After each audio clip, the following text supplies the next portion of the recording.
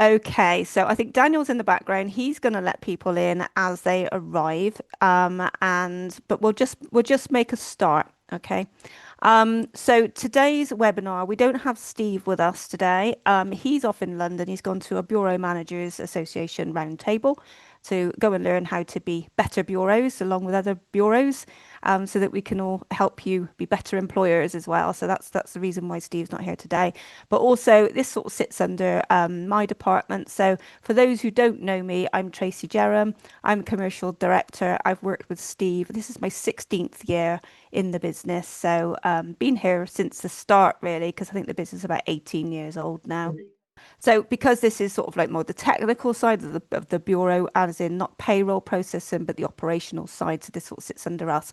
So in the background, we have got Daniel, who's going to be letting you in today. He's our operations technician, and Megan, who you probably all know because everybody seems to know Megan. She's also in the background as well. So Megan's role in the business is hugely important, and she looks after all of the portals and the bureau and the payroll software functionality a lot of the time. So when there's bugs and blips and things not going right, Megan collates them and she's the one really that sorts them out with the software developer. The session is going to be recorded today, so it's already in action. Hopefully that's okay. Daniel won't have your faces on screen. He'll just be having me. And we'll circulate it like we normally do. We circulate the videos when they're finished. They will be available on YouTube on our growing YouTube channel.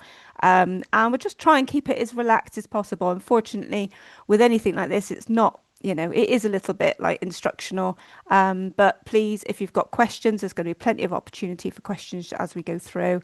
Um, and there's also various other topics other than the employer dashboard review that we're going to cover. So what we're going to cover today is the new employer dashboard. Some of you may go, oh, wow. Others might say not so much of a change. Some of you as a new client might also actually within the last month or so may also be using this. So it won't be anything new to you. It's just a way also for us to make sure that everybody's singing from the same song sheet. We're also going to look at a bit of new functionality. So this is for employers to be able to invite new employees to join the payroll software. It's new, and I'll be taking you through that one. And then we can raise some questions because not everybody, it's not going to work for everybody, but some businesses may find it useful. We're also going to be looking at our pathway for Cyber Essentials and what that means for you and two-factor authentication that we need to turn on for businesses. And then lastly, there is a slight invoice change that we're going to be looking at from August. And that is just really a polite nod, really, that we're going to be changing it and don't be worried about how it looks from August going forward. It's just we need to make a change on our software and just our invoices are going to look a little bit different. The new employer dashboard will start from the 1st of April. It won't be phased in across clients. It's just going to go live. So that's why we felt it was really important in March that you are forewarned so that when it comes to April, you are not shocked at the different way of working, although to be up to us, it doesn't look much different really. Okay, so let's move on. So I just need to just make sure everybody's sort of clear really on we use a software called Brain Payroll, and this is for many of you, you might use QuickBooks, you might use Xero, you might use SAP, you might use different software. So we use this software called Brain Payroll. It's a growing bureau software. We're very much involved in the bureau industry, and lots of business are moving away from legacy software providers like Iris and QTAC and all those sort of medium-sized payroll softwares, and they're moving over to Brain Payroll. It's not a cloud-based system in the sort of traditional way that you would look at cloud-based systems. Our installation is on our own servers, but the changes which Brain make to the payroll software is universal. So some of the changes that we get is not just Cox and Co changes. We haven't said this is what we want for our clients. It is very much what the bureau industry has decided and what another bureau may decide is great we then end up with, and vice versa. What we think is fantastic for our clients, they end up with. So that's sort of how it works. But your feedback is really important. The one great thing about Brain Payroll is that they listen and their development team really pay attention to what the bureau industry want. So if you experience any form of bugs or employees suffering with problems with a certain mobile phone type or a certain operating system or anything like that, please gather up your evidence and let us know, because we'll feed that directly back into Brain, and they do listen and they do make changes. There's been problems recently, I think, with employees not being able to find P45s and P60s, and they have listened and they have made a change, and the change will be coming, I think, in the March release. So that navigation on the system is slightly better. So please, anything that you're having problems with, do let us know. It's not our problem. It will be a bureau-wide problem, a UK-wide problem. So hopefully we can feed that together and they will listen. So because we like to be organised at Cox and Co, we have made a bit like Blue Peter. Those who can remember Blue Peter, we have made one we've made earlier. So this is a demo, and we've made a video to go along with it. I'm going to play it. Um, it is Daniel doing his wonderful narration of the system. The video you watch will be, it's a culmination of all the help desk videos that we've got. So it's about 13 minutes long. So I will mute myself, sit back, watch and enjoy. And at the end, I'll just take you through again the main changes, and then we can have some questions after that before we then move on to the new functionality of being able to invite employees. So hopefully you're going to hear this when I press play. Yep, and just enjoy. Hello there. My name's Daniel. I'm an operations technician here at Cox & Co Payroll Solutions, and today I'll be walking you through the employer portal.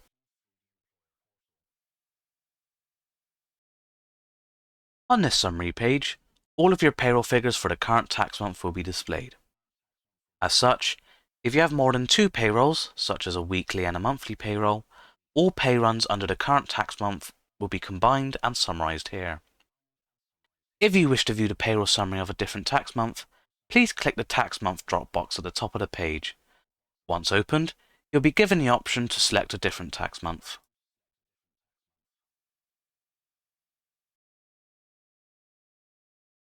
If you wish to view a payroll summary of a previous tax year, please click the tax year drop box at the top right of your screen and select the relevant tax year you wish to open. The figures that this summary page includes is as follows: your total employees, starters processed, leavers processed, total gross pay, total wage bill, expenses and benefits, employer costs, deductions, and HMRC payments. The summary page also alerts you of missing or incomplete information for your employees. For example, missing national insurance numbers, missing email addresses, and emergency tax codes will all be listed for your attention. To view more, click the View button next to the listing to see which employees the alert relates to. As well as this, the summary page also informs you of payroll reports awaiting your approval. You can view, approve, and reject each report individually by clicking the related buttons.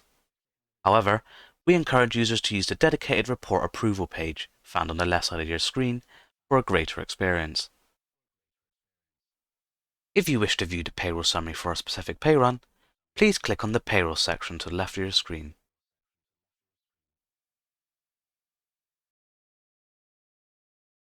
Welcome to the Payroll Summary page.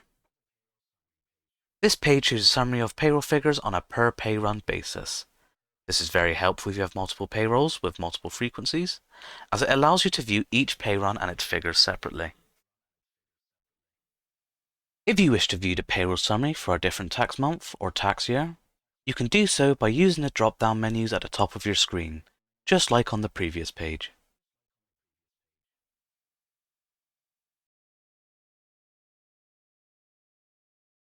If you have multiple payrolls and wish to change which payroll you're currently viewing, please click on the Payroll drop box at the top of the page and select the schedule you want to view. You may notice each payroll schedule is listed as a unique shortcode. For example, A weekly payroll that's paid on a Monday may be listed as WM, or for a monthly payroll that's paid on the last working day of the month, LWD. But please note that as most schedules are different, your schedule code may be unique. If you're ever unsure about your schedule, please contact us and we'll be more than happy to help. When viewing the payroll summary, you'll be given a timeline for your payroll deadlines. This will include your pay date, the deadline for your payroll submission, the release date for your reports, the FPS deadline, and lastly, the release date for employee payslips.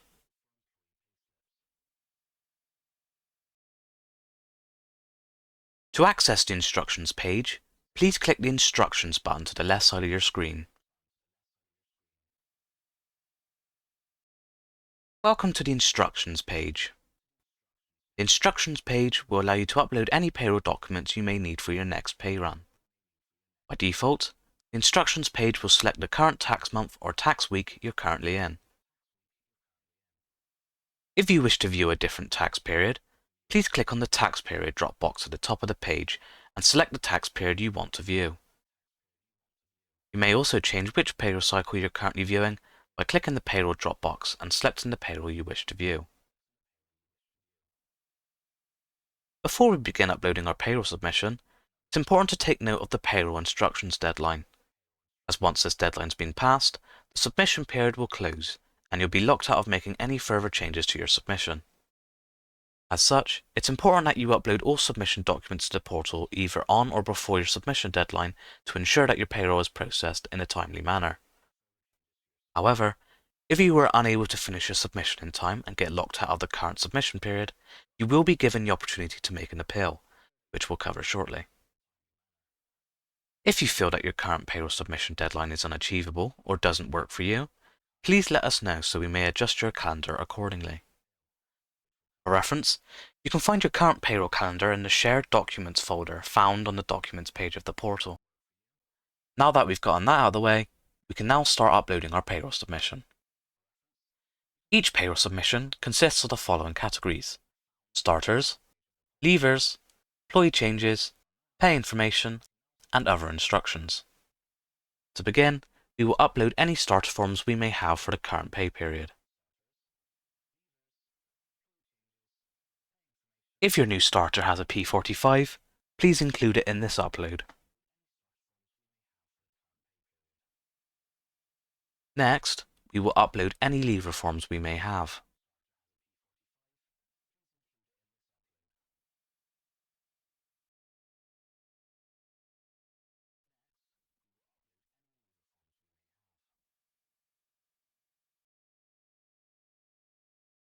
Then we will upload any employee changes, such as changes to employees' addresses or corrections to employees' date of births.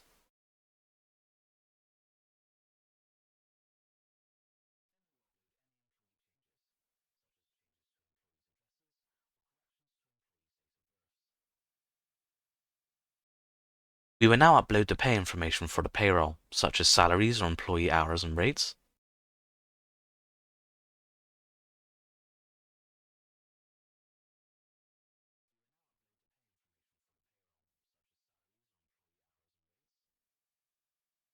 And lastly, we will upload any additional payroll documents, such as maternity forms and court order notices, to the Other Instructions section.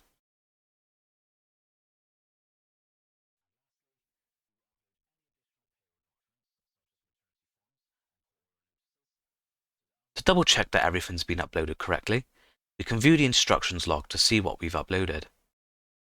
You may notice that we can also see documents uploaded by other employer users. This lets us see what's already been uploaded, so we don't accidentally upload the same document twice.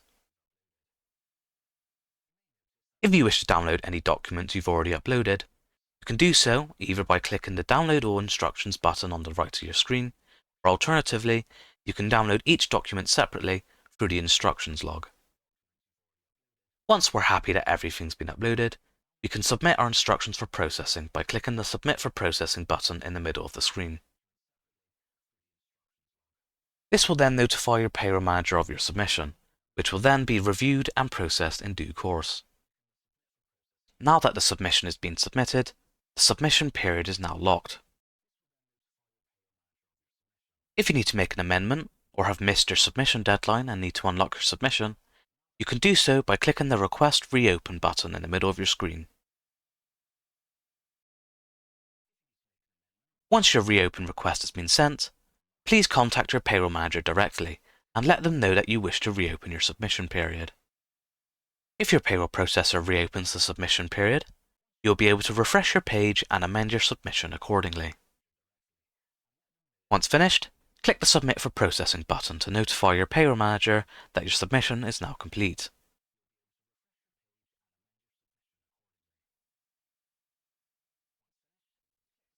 To find the employee listing page, please look to the left of your screen under the Employees section.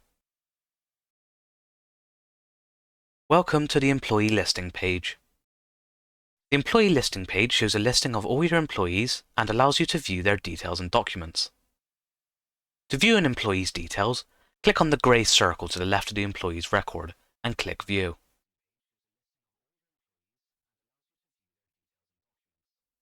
This is the employee card. The employee card includes all information we hold regarding your employee. Some categories of note include personal details, address, payslips, emails, and P45/P60s. The personal details and address categories will show you the personal details and address for your employees respectively. If you notice any out of date or incorrect information, please let us know by uploading a document of the change in your next payroll submission. The Payslips category will list all available payslips for your employee. The Emails category will show all automated emails sent to the employee from our system. To do this, please select the date range you wish to view at the top right of the screen and click Apply.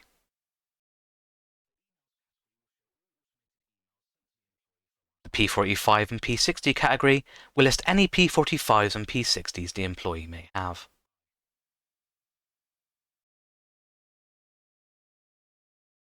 You can also resend an employee's login credentials from the employee listing page. To do this, click on the grey circle to the left of the employee's listing and click Generate Credentials.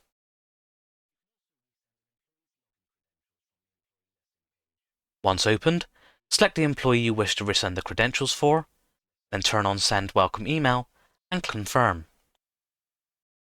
This will resend the employee's login details, including a temporary password that will help the employee log in. If any employees require any further assistance logging into their portal, please let us know so we may help them accordingly.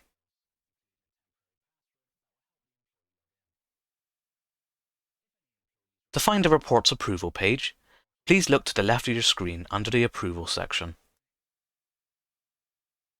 Welcome to the Reports Approval page. Once your payroll has been processed, it will be released to the portal for your reviewing and approval. This is where the Reports Approval page comes in. The Reports Approval page lists all reports currently awaiting your approval, and is a convenient place to view and approve your reports. You can adjust the date range and status of your reports by using the drop boxes provided at the top of the page. To view a report, click on the blue eye icon.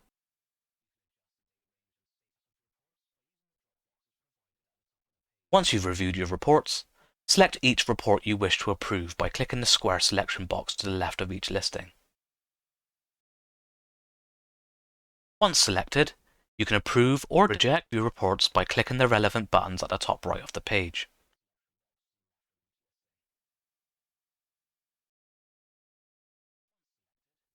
Once approved, your reports can be found in the Documents section of the Employer portal.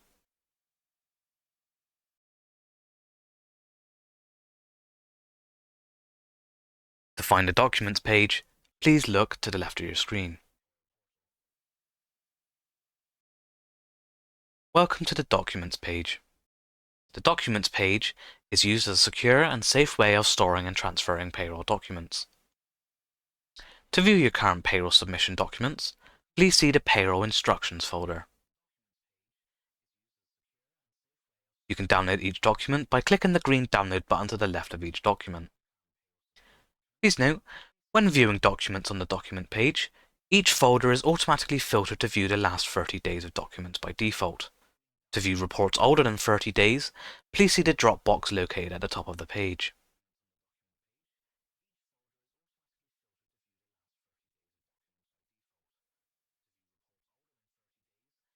If you wish to upload any documents to the portal that's not related to your payroll, please see the My Documents folder and upload your documents there. For documents uploaded by Cox & Co., please see the Shared Documents folder. Documents such as your payroll processing schedule, summary and analysis reports, as well as your journals will appear here. To see approved payroll reports, please see the Reports folder.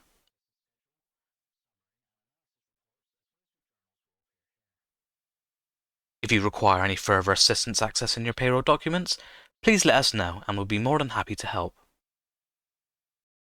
If you have any queries whilst watching this video, please contact us or leave a comment below. Thank you for watching.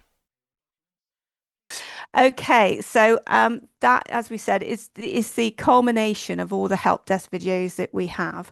There is a slight change in the way that we want to work. Again, it is a UK-wide piece of functionality. Different bureaus work in different ways. Very large bureaus have people that only deal with new starters, only deal with leavers, and they segment the payroll up across their teams. Unfortunately, we have to have the same level of software, and that has basically made it that you yourselves will have to upload things in different sort of areas, if that's okay. It seems quite sort of intuitive. You just gather your data up, and when you're ready for submission, if you've got a batch of levers, put them into the lever section, new starters into the new starter section, and so on. It helps when it comes through to us. It helps to identify the documents as well that you are uploading. Naming conventions are always sort of a little bit subjective what people use, but at least when we know that it's in a other instruction, it's not going to be a new starter form. It is likely going to be a maternity, a MAP-B1 form or a sickness form or something like that we need to look at and take into consideration. So the two really the main areas are, you gather your information together, upload your information to the relevant tabs, and we're asking you to do a formal submit. This allows us to know that you are ready for us to start processing. Some of the problems that we've had in the past is that we don't know when you finished uploading. We have no idea. Some people upload very early and then they go on holiday and you go, is that done? Are you ready? And we have to start processing when we've got it on the calendar, but you may not be ready. So therefore it's a good thing for us to be able to know that it's a finite, you've finished and you're ready. So that submit button, please press it, and then it will lock the payroll. It doesn't mean to say that we can't make a change. Of course, we can always deal with that, but at least we know that we've got a bulk of information to start processing and start actioning. The system will lock after the submission date. I think this is another key area for us to sort of look at. We work to very specific calendars that we set up with you, and every year Megan will put the calendar up onto the portal around about October, November time, ready for the new calendar year, not financial year. Please do look at the calendars and make sure that it's working for you, because we schedule our entire business. Everybody knows what work they're got to do on a specific day based on those calendars. If the calendar isn't working for you, it's really important that we adjust it, because otherwise you'll be going up to upload your information and you're going to find that it's locked and everyone's going to get frustrated. So please, if it's not right, speak to us, speak to Megan. She's the one that looks after all of the scheduling for the bureau, and we can get us a bespoke calendar for you. There is also a few clients that we work with where their calendars are so bespoke that the system just won't cope with it. So if that's the case, I think that Megan will probably make contact with you and say, look, we've got to put something in place, and we're going to have to work around it somehow, that we can get you to be able to submit without it being locked every time you go to submit for your particular business. When you do a reopen request, we do get notified. So your bureau managers, your payroll manager, your key person that you report with, they will get a notification from the system to say that you want a reopen request. They will do it on the bureau side, but again, we are human. Please email us, pick up the phone, say, look, I need to do another document upload. Please, can you reopen the payroll? And then we can reopen it and you can make a change. You can delete what you've got or whatever, and we can work together with you of what that change might be. And then we can relock it again. It sort of basically, between the submit and the approve section allows us to cleanly process your payroll. The approve section also is really important. It allows us to know that you have formally agreed to your payroll as an employer, that we haven't just willy-nilly done some calculations. No one's responsible for it in your business. We've actually got an approval from you. It's vitally important that what we report to HMRC is correct and is what you as an employer want us to collect. So please approve your payrolls. It's no good leaving them open and then we retrospectively have to go in and approve it, because that it defeats the objective of us working for you. If you're a BACS client, then absolutely we need approval. So before we put those payments through into the BACS system or onto your bank line, we need to make sure that you're happy with those net pay figures that we're going to pay. And also if we're doing HMRC payments or anything like that for you, that you have approved what we're about to pay. So it's all about making sure that we've got a nice, clean audit trail through our payroll processes, which is good for you as an employer, good for you if you ever have an audit, and good for just basically a good working relationship as well. Okay, so that was the payroll process. To help you along your way, we love a video at Cox & Co. I think we should all be called Steven Spielberg too. So we've got lots and lots of videos available. They all come out on the template. So we try and get the right video on the right email template that goes out to you. So if you have something to do with the email saying, please approve your reports, there should be an email, there should be a video on there as well showing you how to approve your reports. We also have handouts which we're going to be providing to you as well. And they'll be going up onto your portal. And if anybody, I could quiz you actually, couldn't you? Where would they arrive on the documents section? And even I've got to have a look, and they would go into the shared document section. So anything like calendars or anything which is a bespoke report for your business or handouts will go into the shared document section.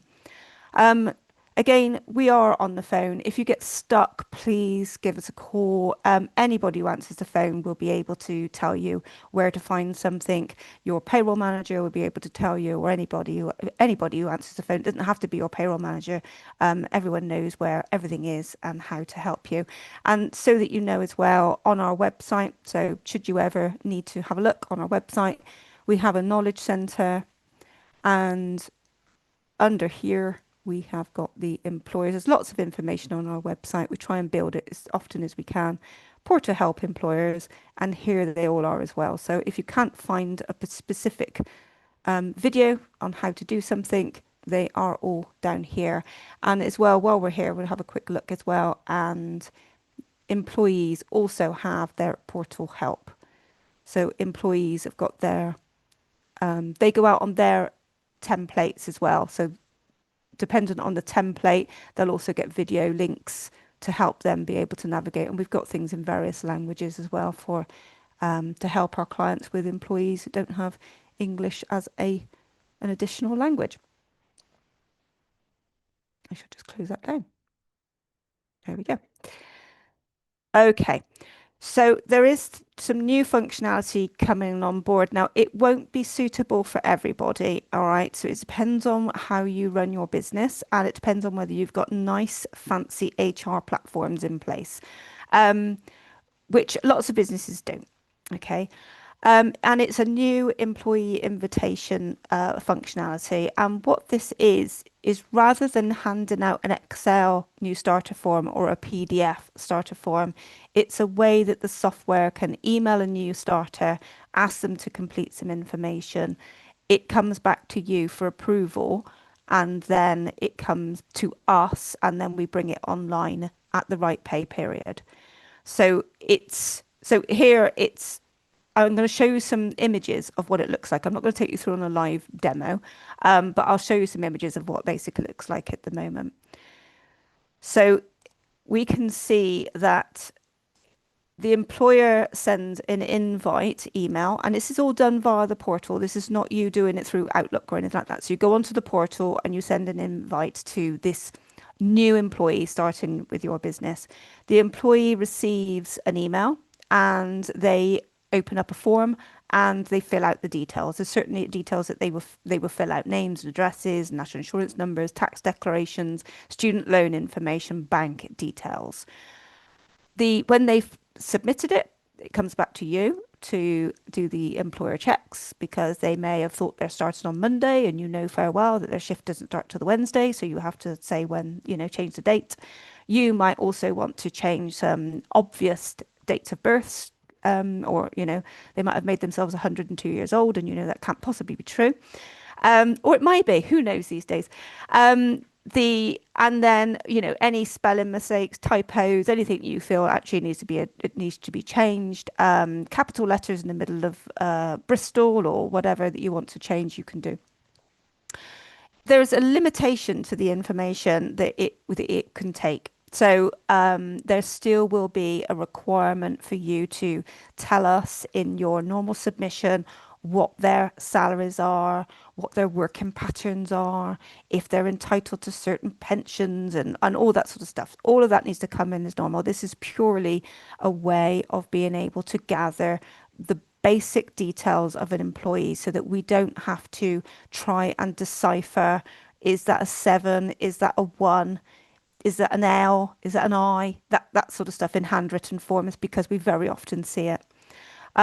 When you're finished and when you're happy, you could submit to us and then we bring it in on the right pay period.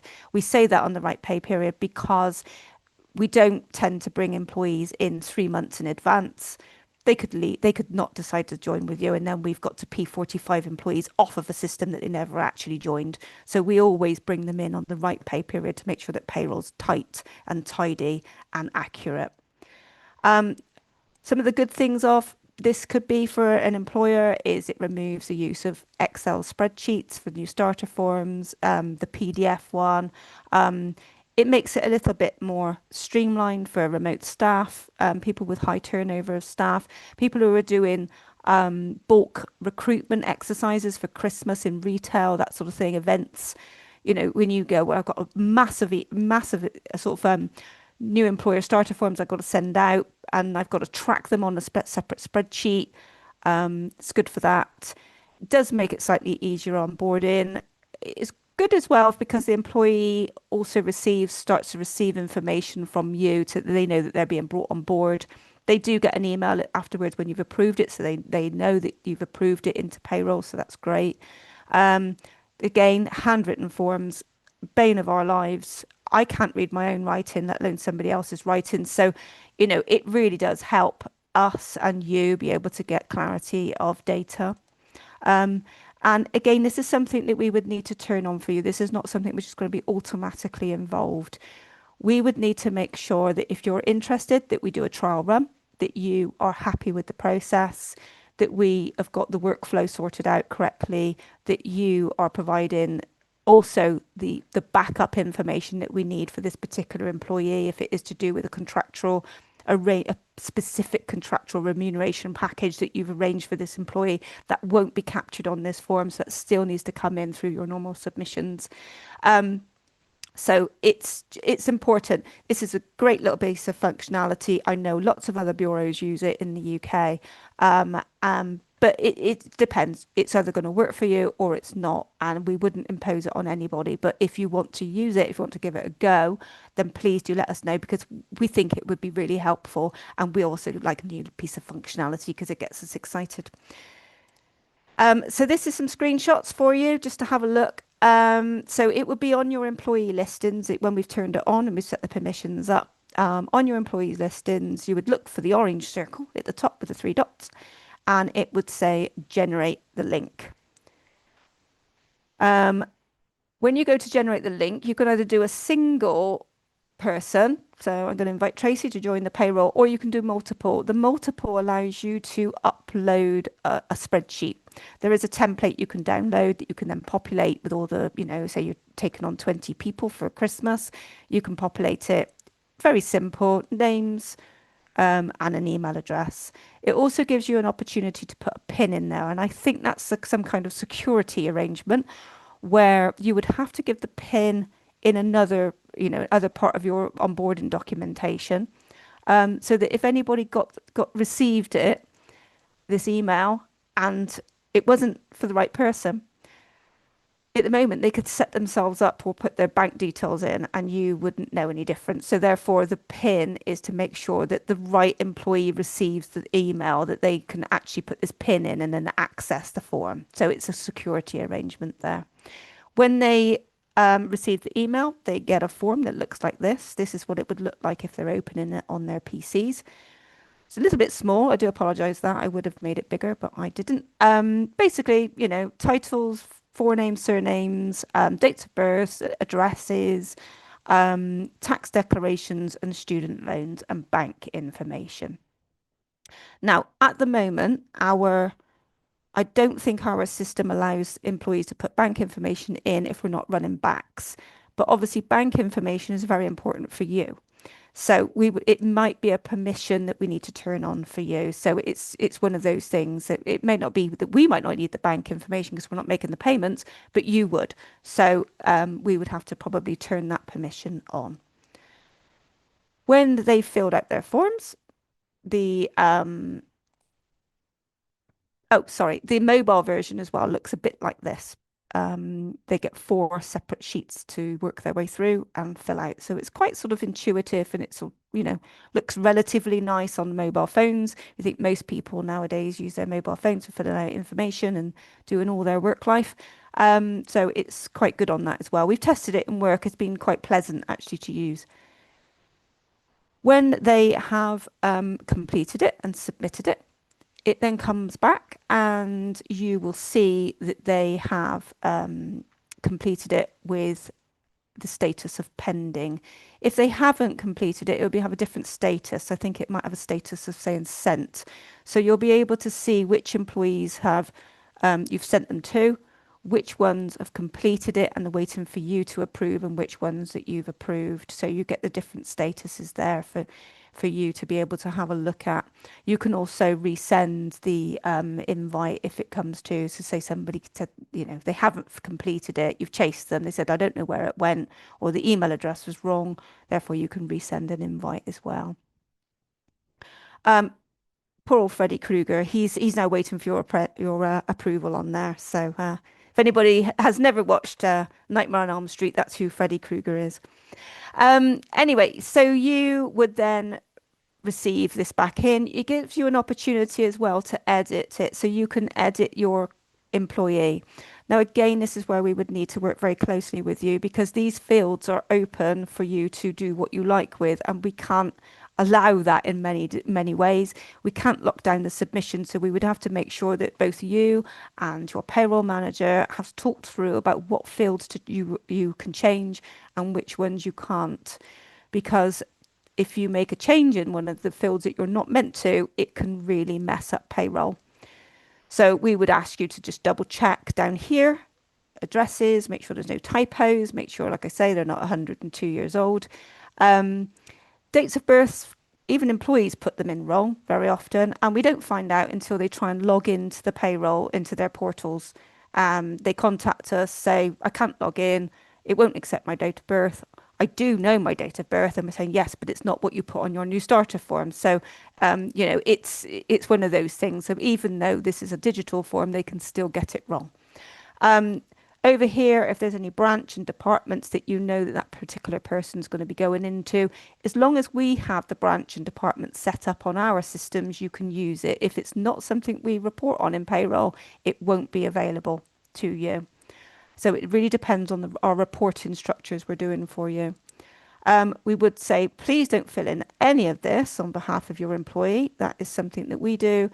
And down here again, it isn't particularly great for saying that somebody's on a £40,000 salary, but they only work 2 days a week. So please don't fill in any of those. But again, we would be working with you if you decided to use it. What fields we would say, please change, please ignore.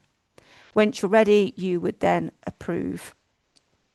And that goes off into our systems then. And like I say, we would then look at the data, bring it together with the other changes that you've brought in, the other information to do with that particular employee, and P45s that you would potentially upload about that employee, and then we would bring them onto payroll at the right time of the year. Okay. So moving on and switching hats from payroll portals to Cyber Essentials. So for those that know, we last year put an awful lot of effort into getting our bureau accredited by our chartered body and achieving the payroll assurance standards, which basically showcases the fact that we're running payroll exceedingly well. We have the right staff, we've got the right education programs in place, we've got the right security in place. We understand legislation, ongoing training, and we communicate with our clients as best as possible. The next step for us really is to get Cyber Essentials and become Cyber Essentials certified. We've always been exceedingly careful with the data that we hold, always have done. But it's all very well us saying that that's what we do, but we need a badge to prove it. And many of you on the call today will maybe even ISO registered, and we're not moving to that yet, but we've always had sort of worked to those principles, and we want to achieve Cyber Essentials. So for those that don't know what Cyber Essentials is, it's a government-backed, industry-supported scheme. So it's like a framework that you can work to go through your business in 5 key areas. And that is the 5 key areas are boundary control, so knowing the proximity and the boundaries of your business. Many businesses now have got using cloud services, which sit on cloud services, which again sit on cloud services. Where does the boundary of your data, where is it actually, where's the outline perimeter of it, and how can you secure that? Who has access to it? We're quite lucky. Ours is all on our own infrastructure, but we do use Brain to update our software. We do use an external IT provider to make sure that our infrastructure is tight and secure. So again, it's making sure that what we're aware of what our boundaries are and who has those controls. The other one is secure configuration. So making sure that when people log on, who are the users? What do they have permissions to do on our systems? And that's from us as bureaus. That's again from Brain, from our IT providers, from you yourselves, and from your employees. So making sure that we do a clean sweep through that, and that we've tightened up the security configurations of our systems. User access control, again, which people in your businesses are authorized to speak to us. This is really important. We When I send out the contracts when you originally come on board, and when I send out the fee renewals, we list who has got authorized access to your payroll. We will not speak to anybody who is not authorized on your payroll. We'll speak to employees to help them log in, but we won't take any instructions to do with your payroll, contract changes, adding new employees, or speaking to them over the phone if you're not an authorized person on your systems. We're really strict with that. One of the things I'm going to just quickly bring up is if you are a sole trader, if you're the only person on your payroll that that we can speak to, it may be just worth looking at from a contingency point of view. If you're taken ill or anything like that, who could we speak to about your payroll and your business? We've had people in the bureau industry that we know of who their main point of contact has passed away, and they are unable to speak to anybody about getting those employees paid. So please do think about your own contingency planning. Also, if you are an only person on your payroll, but you know that you have a manager higher up, a line manager, please make sure that that line manager is also on your payroll, because if you leave the business, we can't get authorization who needs to take over your role. So doing these things, it may seem quite cumbersome and over the top, but it's really important. Protecting your data, protecting who has access to your portals is really important. Malware protection is also really important. We've got lots of things in place. We do lots of training to do with phishing, spotting spams and spam emails. If we're ever unsure, we will always talk to you about we've received this email. Is this actually true? If we're really unsure, we will contact you and have a chat through with this. We've also tend to divert employees back to yourselves if we're unsure. We take 2 levels of credentials, or sometimes 3 over the phone, so national insurance numbers, dates of birth. If we're unsure, we won't speak to an employee. So we try to do everything we possibly can. And the other thing is security patches. So we make sure that we've got continuous scanning on our servers, all our bureau servers, on our Amazon Web Services, which is the one you sign in through on your portals. It's always checking for bugs, for malware, and making sure that it's up to date with any patches. And that's continuous. And our IT providers and Brain are continually informed if a patch is required, and then it's dealt with imminently. So part of this process is turning on two-factor authentication. So at the moment, we have it that you sign in using your name and a secure password. And we're going to put another level of security on that. And that will be for you as employers and your employees at the same time. So it's going to start from July onwards. So we're going to get the new dashboard rolled out, make sure everybody's happy, and then we're going to start rolling out the two-factor authentication. It's literally a toggle. So it's literally we switch it on, and then that's it.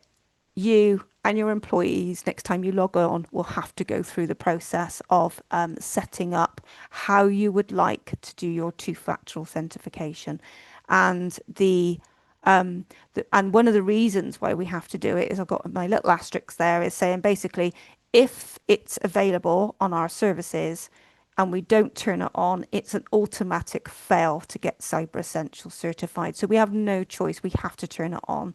If it causes problems for employees, Cyber Essentials don't worry about that.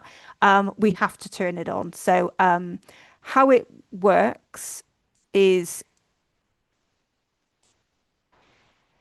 when you go to log on, so we've switched the toggle on, and when you go to log on, you have choice. You can either do it through an authenticator app, so like Google Authenticator, or you can do it through email. And that would basically be you either get a code through to your authenticator app if you choose to do it that way, or you would choose to have a code sent through to your email address. Again, it would be the email address, obviously, that you're using to log into the portals. We think that most employees are probably going to choose the email option. It seems the most sort of, simplest option, unless somebody really wants to use an authenticator app. But they can do. Some techies love to have an authenticator app, get their phone out and press the code. And other people say, well, no, I want to have it via email. It all depends really on what you want. And again, it does depend on whether you've got access to email on your phone. And again, it's going to be an education process. And we will make sure that we've got videos for this, and we will make sure again that there'll be handouts for you to hand out to your employees. The rollout again is going to come from July. If you want to have it turned on before from April, let us know. It literally is something we just switch on. Happy to switch it on. From April onwards, do just ask, give myself or Megan an email and say, please switch it on. We're happy to go with this. Otherwise, we'll contact you and say when you're going to be switched on from July onwards. The reason why we're doing it in batches is because we don't want to overload our help desk, because we could imagine that there's going to be a lot of calls. I can't do it. I don't know what I'm doing. I can't now get into my portal to upload my submission because I can't log in, and there's all sorts of stuff. So we know that there's going to be, there's always, you turn on any form of technical upgrade and there's going to be problems. Also, if we're able to do it in stages, the people who are first, you're going to find the problems and you're going to help everybody else out which follows behind you, because we would have resolved them. So that it's just a better way of doing it in a controlled way for us. But hopefully by the time we get to September, every employer, an employee is going to be signing in through two-factor authentication. We already do as Bureau users. We've been using it for years now. We use the Authenticator app. And it's fairly simple. Once you've got it set up, it is fairly fluid and simple, so it's not a problem. Yeah, so we just want to make sure that you are aware of that. We will give you warning. We will say it's going to be next month, so next payday, except, warn your employees it's going to happen, and send out the handout that we'll give you. Again, we'll have some videos, like I said, and we're always here on the phone, as you know. Okay, this is just a short nod. Honestly, this is really just a small nod to the fact that at the moment, for 18 years, we've been making invoices look in one particular way. It takes Megan all day, believe it or not, to raise about 150 invoices. It's ridiculous, and we need to free Megan's time up. She's far too valuable than making invoices look pretty. So from August, we're going to just slightly tweak the way that we rerun the invoices. It won't affect you, apart from the fact it'll look a little bit different. Megan will tell you it's going to be a new invoice look today on the invoice that she supplied you, and it might just look a little bit more boring and less colourful. So that's it really. That was just a nod, a polite nod, just to let you all know that it might look a bit different from about August. And it isn't spam, it isn't phishing, it isn't trying to get you to pay to some rogue person somewhere. But it will be us, and it will obviously come on an email like normal. Yeah, but we're going to try and use a little bit more of the automation. We use Xero for our accounts. So we're going to try and just use a little bit of the automation which is available in Xero to try and help Megan in her daily life, so that she can go away and look at brain portals and make them better. Okay, so we're just coming to the end now. So just a real recap, really. So the new employer dashboard, 1st of April. Okay, lots of help available. I'm hoping it won't be too difficult for you. Shout if you are trouble. If you want a one-to-one session navigation, do let us know. Honestly, if you feel that you didn't quite get that, or you're not following Daniel's videos when it gets sent out, just shout. We're here. We want you to succeed. We want it to be easy. We don't, and sometimes these things is just a muscle memory, and we got to do them a few times over a couple of months, and then we're away and everybody knows what we're doing. Inviting new employees, if you're interested, please let me know. I think it would be really great for some businesses, to be quite excited about that. Cyber Essentials, two-factor authentication, we have to do it. Unfortunately, we can't leave any businesses out. And you can either choose to go from April onwards, let us know, or we're going to roll it out from July, and we will let you know when that's happening, and we will make some videos and handouts for that. And from August, a new invoice format, which is not very exciting, but I have to tell you. And then the last two things are there's 2 webinars coming up. So we're a bit webinar heavy actually this year, which is quite nice because we do like running a webinar. Statutory sick pay changes, April the 14th. Please do register for that. I have sent out an email with the links. If you haven't had it, please contact me, and I can resend you the link. They are available on our website also to register. There is a charge, forget the charge on there, that's charge for non-clients. So if you are a client under contract, it is free, because we're nice like that. And if you're not, we charge you. So that's why there's a charge on there. So don't be put off if you go to our website and try and book. Please don't be booked off, because I do check whether you're a client or not when you register, so it's not a problem. So statutory sick pay changes, they are changing from April the 6th, if I think I've got that right. It is a day one right. It will make a difference to the way that you report to us, and Steve is going to take you through what those changes are, how it's going to affect you, and what you may need to be telling us, especially regarding if there's any contractual arrangements. So you're going above and beyond SSP. We need to make sure that our payroll parameters and how we're calculating matches what you're telling your employees that they're getting. Okay. And then we have another one in May the 13th, national minimum wage compliance. Now, both of these, SSP and national minimum wage, are all coming under the Fair Work Agency, which kick starts on the 1st of April. HMRC are moving their audit teams under the Fair Work Agency, and from there on in, they will start to do spot checks on employers, and they will not only be doing national minimum wage compliance checks, they're doing SSP checks, and they're also going to be doing holiday pay checks. It's going to take a couple of years for them to do it, but I know myself, I've already had emails as an employee saying, "Are you being paid the correct national minimum wage?" Now that's coming out via email to me, and it's saying, "If you're not, report here." So just this is nothing to do with being in the payroll bureau. This is just me as an individual as a working individual. So they are reaching out and they are asking, and so therefore making sure that all clients have got their ducks in a row, that they understand the legislation, that they are being compliant, and that we are helping you to be compliant is really important, which is why we're running these webinars. They're an hour and a half, maybe 2 hours, well worth your time to attend to make sure you're up to date. By all means, share the link with other colleagues so that they also are up to date. It's not just, for you. The more the merrier that attends, that, make sure that we're all singing from the same song sheet. Okay, no questions. So just to remind you, this is being recorded, and